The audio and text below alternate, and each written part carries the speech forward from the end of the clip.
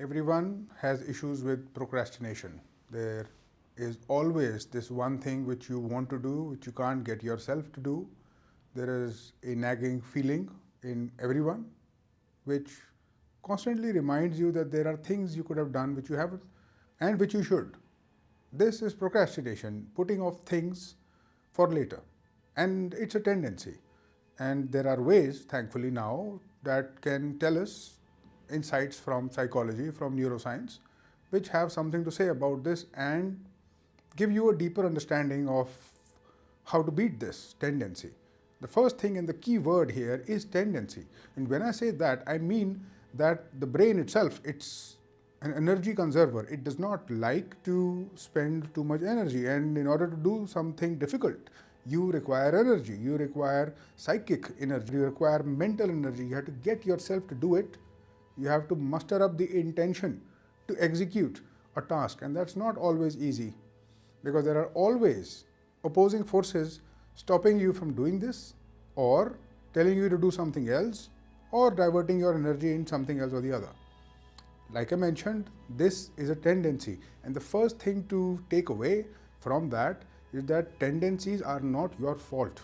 Tendencies are naturally ingrained and it's a function of the way the brain works.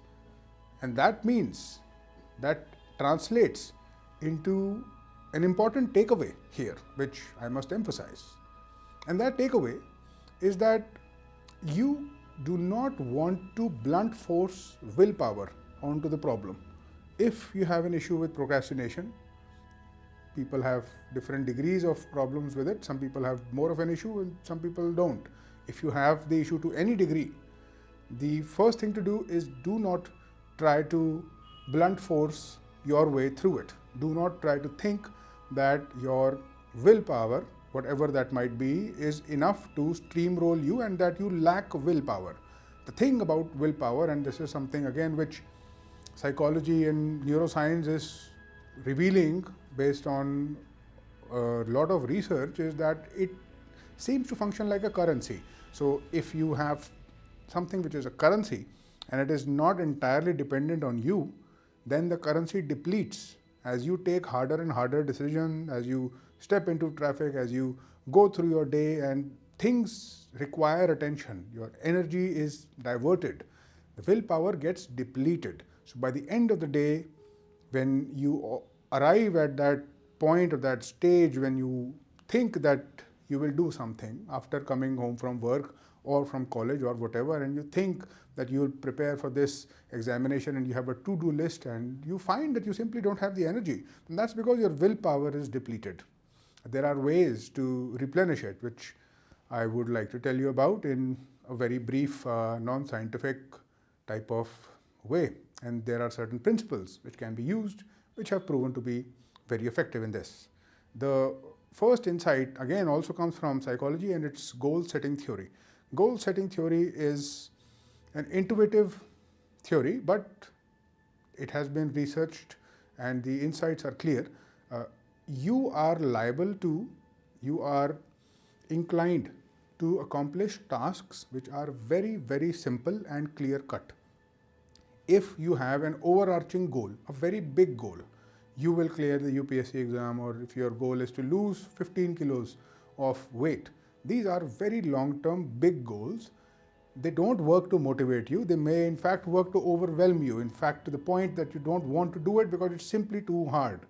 The only way to get yourself to do it is to set a path for yourself, is to break that larger goal into very small, minute, clear-cut goals which can be executed on a day-to-day basis. Unless it is broken down into those tiny parts, into those subtasks, the subtasks may have their own subtasks, it will be too overwhelming, and procrastination is usually at many times, the tendency to avoid that large overarching goal because it is simply too scary. The goal setting theory works by defining the goals, making them very short, but making them challenging. So it shouldn't be too easy or you won't feel the motivation at all. It can be too hard or you won't feel the challenge to do it, you won't feel the excitement. It has to be in the middle. And as you try to break things into pieces, tasks into pieces, you realize there is a way to do this and you get better at it as time goes by. So use that insight. The other thing that will be useful is to do the hardest thing first. Things which are the hardest tasks, the tasks which you find are challenging, which will require more of your resources, your willpower, your motivation, your intelligence, your cognitive resources, whatever they may be, are better scheduled in the first half of the day. As you get up, that's when the body is primed and the mind is also primed to execute that. And if you are able to do the hardest task first, if you are able to use this principle, it also has this positive spin-off effect of making you want to do other tasks, and it puts you on this trajectory where you start to do the tasks and you get better at it because you start to get dopamine out of that experience. And dopamine is the reward chemical in your brain. It's a neurotransmitter and it makes you feel good. It makes you feel good about any achievement that you've done. So do the hardest task first, and this is not uncommon. You may have heard this. In fact, army personnel use it all the time, and they have this principle that if you get up in the morning and if you make your bed, and if it's immaculate, then the rest of your day is going to flow and you will have control. It's another important impact of the insights of psychology, which suggests that you are likely to follow through on things which you can control to some degree. So this degree of control, we don't experience a lot of control in our lives. Sometimes we do. It's important for people to create a sense of control, where the world is completely dynamic, forever changing. So the simple act of making your bed creates that sense of control, that pushes your locus of control, your sense of independence, of autonomy, is that you can control the environment, that you can control the task, becomes internalized. You become more prone to doing things, you become more prone to facing challenges which appear in the day, you become less prone to procrastination as a result. That is the fundamental idea.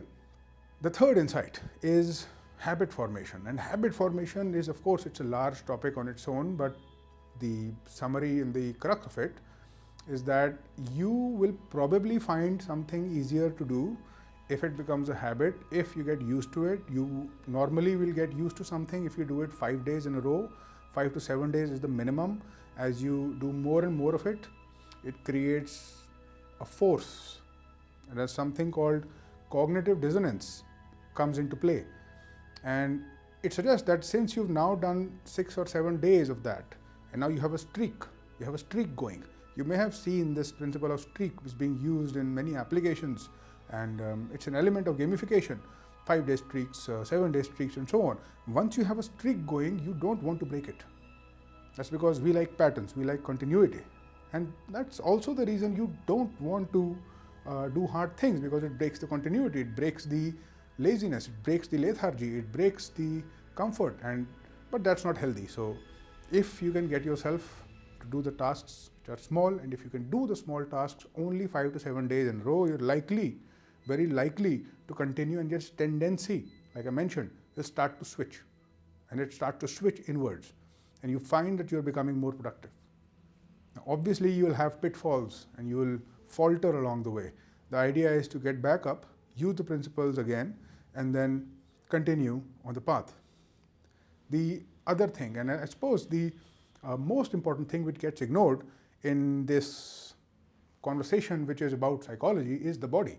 The body cannot be ignored. It's fundamental. It is the basis on which all the psychology occurs. And when I say body, I am talking particularly about blood glucose levels. And blood glucose levels, they fluctuate during the day. They fluctuate depending on your health condition. They fluctuate depending on your sensitivity to insulin. But let's not get too scientific or technical. The idea is the type of food you eat determines the level of glucose in your body. If you eat simple carbohydrates, if you eat sugars, if you drink soft drinks, they're going to cause a spike in the blood glucose. You'll feel good for a while, but it then will lead to a crash and you feel horrible and you don't feel like doing anything after that. So you want to eat things, you want to consume foods which give you a stable blood glucose level. The more stable it remains, the better your chances of continuing on the road without procrastination. So that's something to keep in mind. And that also, by default, if you start to go deeper into this idea of maintaining blood glucose, you will find that the foods which maintain good glucose levels are the foods which are healthy. And so it's going to lead to this circular spin-off effect and this cycle of positivity. You eat healthy, you feel steady, you feel less tempted to break off, you feel healthier, the blood glucose remains maintained, you get dopamine, it goes on and on and on, and hopefully the lifestyle changes and it leads to permanent long-term changes. That's the whole part. The most important part, in fact, is whatever changes you institute should lead to long-term lifestyle changes if you want to achieve any of these long-term goals, right? They are not short goals which will fit into this 1-2 week worth of effort, and so that's why you require these types of strategies. The final takeaways: what should you do, what can you do? Are there certain principles which you can deploy? And it's a repetition of what I said, but I'll put it in a summary for you to assimilate. And these action points are that you should have clear goals, very clear-cut goals. Ideally, these should not be more than 3 in a day. 3 clear-cut goals in a day. That is the level to which you will have to break down that larger goal. Once that's done, you require some form of habit formation. You require some rewards during the day when you accomplish these. These give you the dopamine which is much needed, which leads to wanting more dopamine, which will come when you finish that second task, which leads to more dopamine when you reward yourself, which leads to the third task. And so reward yourself with dopamine. Dopamine comes with simple things, even eating a good meal, talking to a friend, but don't do enough. Don't do more than is required, and don't go on the dopamine roller coaster where all you seek is pleasure, because that's a danger which is inherent. But I'm sure that your common sense will stop you if that is happening. The fourth takeaway is that you might want to consider caffeine. If you are using caffeine, if you drink tea or if you drink coffee, then you are using caffeine. Caffeine is a drug, it's a stimulant. It will act on the neurotransmitters of the brain and it will give you energy. In fact, it will fool you into having energy. I personally do use it, and I don't think that it has a long-term impact if it is used responsibly. So you might want to time this caffeine because it's going to give you a surge in your energy levels. You want to time it, but don't allow it to disrupt your sleep. So do not intake caffeine 6 to 8 hours before your bedtime, because it's probably going to cause you problems with sleep. Don't use it only for taste. Use it at the time that you know you have to do something which is hard, which is challenging, to help you push through. And there's also this placebo effect which comes into play, which makes you believe that there is something in the caffeine where it's simply just energy, which you get. It's a small burst of energy. Anyway, those are some of the important takeaways, some principles which work. I hope you can adopt them and then structure your life and design it accordingly. I hope this helps you. I hope you achieve your goals. Thank you.